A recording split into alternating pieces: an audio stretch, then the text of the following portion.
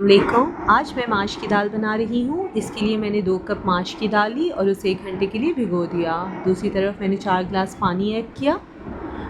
उसमें 1 खाने का चम्मच पिसा हुआ लहसुन, 15 से 20 साबित लाल मिर्चें और 1½ टीस्पून अदरक कुटा हुआ ऐड किया। जब पानी में उबाल आने लगा तो मैंने दाल शामिल कर दी।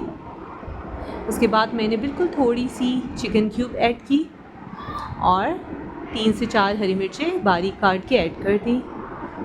मैंने नमक ऐड नहीं किया। अच्छी तरह जब उबाल आ गया तो मैंने हल्की आंच की और इसको गलने के लिए छोड़ दिया।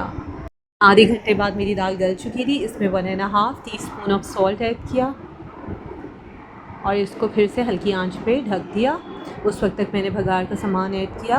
भगार के लिए मैंने 2 दरमियानी साइज़ की प्याज ली, उसमें साबित लाल मिर्चें डाली, थोड़ी सी अजवाइन डाली और 1 चम्मच घी डाला और भगार लगा दिया। हमारी दाल तैयार हो चुकी है। थोड़ी काली मिर्च और बारीक कटी हुई हरी मिर्ची शामिल कीजिए।